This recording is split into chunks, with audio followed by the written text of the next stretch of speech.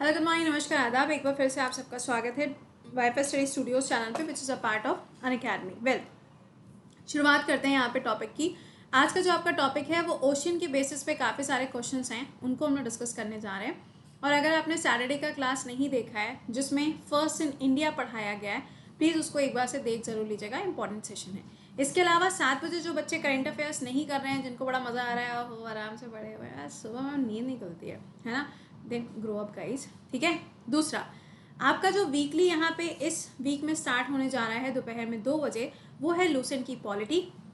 Guys I am telling you, ये topics हम आपको दोबारा रिपीट नहीं करेंगे। कोई भी बच्चा मेरे से आके ये मत बोलना कि मैम प्लीज़ एक बार से लिंक प्रोवाइड करा दीजिए। I am not going to do. आप समझ नहीं रहे हो कि एक बार क्लास को शेड्यूल करना, फिर उसके बाद में उसको क्लास को लेना, और फिर आप 2 हफ्ते के बाद आके मेरे से बोलोगे मैम वो वाली क्लास का लिंक दे देना, तो यार ये पॉसिबल नहीं है। ठीक है। और इसके अलावा 10:30 बजे आपकी जो नई सीरीज स्टार्ट होने जा रही है वो आप टेलीग्राम पे चेक कर सकते हो, नई सीरीज जो स्टार्ट हो रही है। वेल, क्लास को शुरू करेंगे। पहला क्वेश्चन, सबसे बिजिएस्ट ओशियन पॉइंट कौन सा है भैया ट्रेड करने के लिए? तो सबसे ज़्यादा बिजिएस्ट कौन सा है? अटलांटिक ओशियन है। अटलांटिक ओशियन के लिए एक और सवाल पूछा जाता है कि इसका जो स्ट्रक्चर है वो कौन से शेप का है, तो ये एस शेप्ड स्ट्रक्चर का आपको ये देखने को मिलेगा। ठीक है। अगला, which is the largest gulf in the world? पूरे वर्ल्ड में सबसे बड़ा जो गल्फ है, जो खाड़ी है, देखो गल्फ और बे दो चीज़ें होती हैं। अब देखो, आधे आज नहीं समझेंगे क्योंकि आज वो क्लास में नहीं आए हैं, और कुछ दिनों बाद वो वही बच्चे होंगे जो आके पूछेंगे ma'am what is the difference between gulf and the bay, right? तो यहाँ पे जरा बात कर लेते हैं कि जो गल्फ होता है वो क्या है।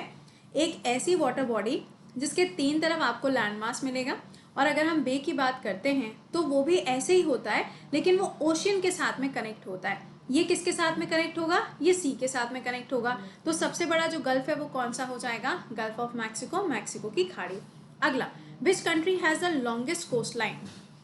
सबसे लंबी कोस्ट लाइन कहाँ की हो जाएगी? तो कनाडा की यहाँ पे आपको मिलेगी।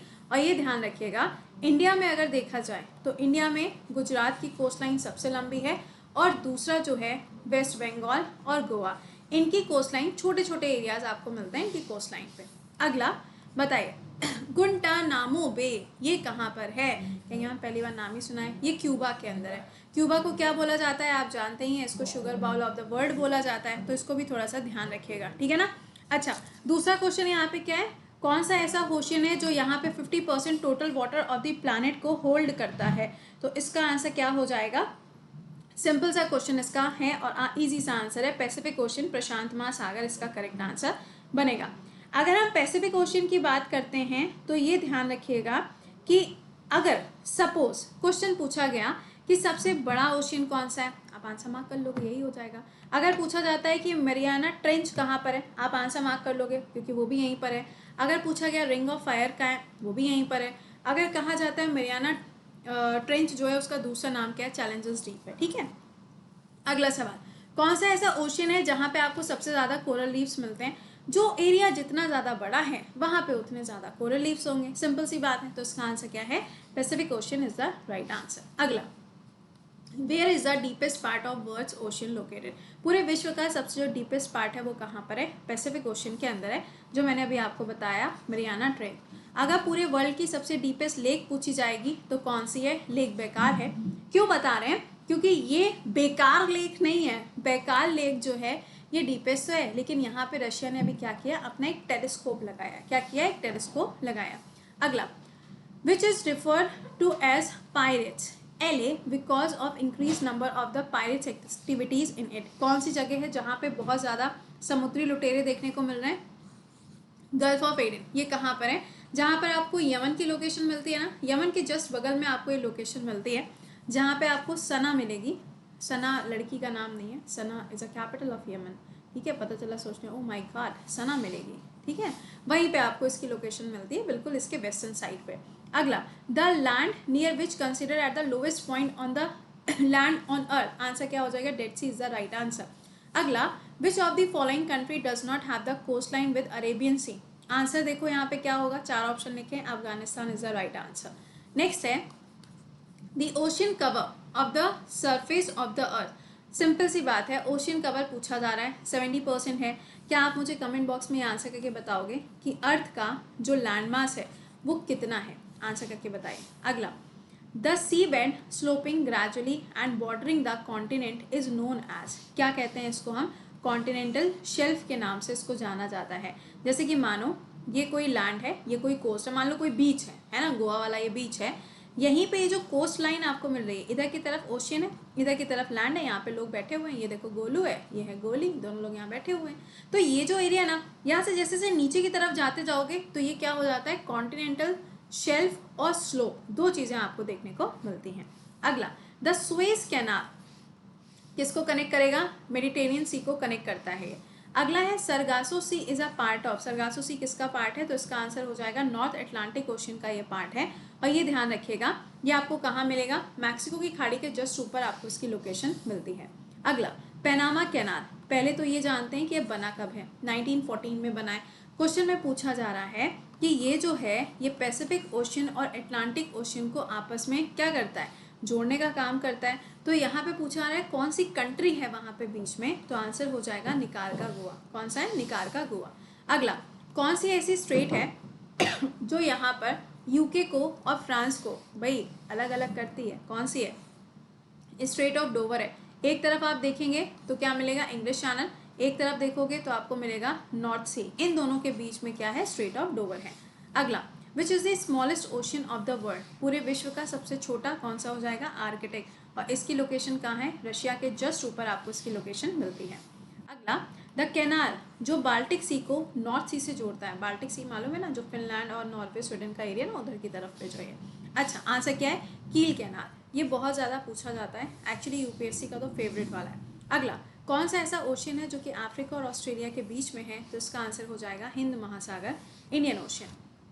नेक्स्ट है, tides in the sea are caused by, जो टाइड्स होती है ना, आपने देखा होगा ज्वार भाटा है ना, तो ये किसकी वजह से होती है? सन और मून के ग्रेविटेशनल पुल की वजह से ये देखने को मिलती है। अगला, aurorae are produced by the collision of charge particle from earth's magnetosphere which rises due to, अब देखो एक्चुअली होता क्या है? एरोरा होता है ना, इसको हम क्या बोलते हैं? एरोरा बोलते हैं। एरोरा आपको नॉर्थ में भी मिलता है, साउथ पे भी मिलता है। ये डिफरेंट डिफरेंट कलर की लाइटनिंग्स होती हैं। ये लाइटनिंग किसकी वजह से होती है? सोलर विंड्स की वजह से होती है। ठीक है। अगला, न्यू मोर आइलैंड आपको बताना है, तो ये भाई कहाँ मिलेगा? बंगाल की खाड़ी में। आपको पता ही है कि ये जो है न्यू मोर, ये डिस्प्यूटेड है किसके किसके बीच में? इंडिया एंड बांग्लादेश के बीच में। अगला सवाल, वर्ल्ड का सबसे बड़ा एक्टिव वॉल्केनो कौन सा देखने को मिलता है? तो इसका आंसर हो जाएगा पैसिफिक ओशियन। अब देखो ऑब्वियस सी बात है, पैसिफिक ओशियन क्यों है? रिंग ऑफ फायर है वहाँ पे, बहुत सारे आपको क्या मिलते हैं? एक्टिव वॉल्केनोज वहीं पर देखने को मिलते हैं, राइट। अगला, in which sea Jordan river drains, Jordan river जो है वो किधर की तरफ जाती है? तो वो डेड सी की तरफ जाती है, और डेड सी जो है वो जॉर्डन और इसराइल के बीच में आपको इसकी लोकेशन मिलती है। कौन सा ऐसा ओशियन है जिसको हेरिंग पॉन्ड के नाम से जाना जाता है? आंसर हो जाएगा अटलांटिक ओशियन। ठीक है, नेक्स्ट पे आएंगे, जो नेक्स्ट वाला टॉपिक होगा हमारा वो आपका कल रहेगा। हर दिन के हिसाब से एक एक टॉपिक चल रहा है। होली के बाद से इसमें हम लोग कुछ और चेंजेस करेंगे, क्योंकि तब तक आपके मैक्सिमम टॉपिक भी खत्म हो जाएंगे, आपका रिवीजन भी हो जाएगा। तो रिवीजन के पर्सपेक्टिव से ये क्लास आपके लिए इंपॉर्टेंट होता है। ठीक है, चलो। इसके अलावा आपका नया बैच होली से पहले शुरू होने जा रहा है, क्योंकि शुरुआत ज़रूरी है, हर एक चीज़ हमें बराबर से लेके चलनी है। तो आपका ये नया बैच स्टार्ट होने जा रहा है, जिसमें सबसे पहले आपको पॉलिटी पढ़ाई जाएगी। तो अगर आपको सिर्फ पॉलिटी पढ़ना है ना, तो आप 1 महीने के लिए ज्वाइन कर लो। लेकिन अगर आपको पूरी कंप्लीट जीएस पढ़नी है, पूरी कंप्लीट मैथ्स पढ़नी है, कंप्लीट रीजनिंग पढ़नी है, कंप्लीट इंग्लिश पढ़नी है, वो भी 200 एजुकेटर्स में से किसी से भी, तो आप इस बैच को 1 साल या 2 साल के लिए ज्वाइन कर सकते हैं। वो आपकी चॉइस के ऊपर है। कोड क्या लगेगा? प्रति 10 कोड रहेगा, जिसपे आपको 10% डिस्काउंट भी मिलता है। ये वो टॉप एजुकेटर्स हैं जिनके क्लासेस आपको मेरा बैच ज्वाइन करने से मिल जाएंगे, और साथ ही साथ बाकी जितने एजुकेटर्स हैं एसएससी कैटेगरी में, आप सबका क्लास कर पाओगे। इस बैच का नाम है सफलता बैच। आपको वीडियो के डिस्क्रिप्शन में लिंक लगा है, आप उस पर क्लिक करके ओपन करेंगे, लिख कर आएगा पॉलिटी, इंडियन पॉलिटी बैच। उसको आप ज्वाइन कर लीजिएगा, 1 साल या 2 साल जैसे भी आपका मन है। और हाँ, अगर आप उस तरीके से नहीं ज्वाइन कर पाते हो तो अनअकैडमी ऐप पे जाओ, एसएससी गोल सेलेक्ट करना, वहाँ पे सफलता बैच होगा, आप इसको ज्वाइन कर सकते हो। ठीक, चलिए मिलते हैं फिर। अच्छा हाँ, ये अब अगला वाला कॉम्बैक्ट आपका अगले वाले संडे को होगा। टाइम वही है, दोपहर में 12 बजे। चलिए मिलते हैं 7 बजे के सेशन में। टिल देन खुश रहिए, मुस्कुराते रहिए। Bye bye and take care.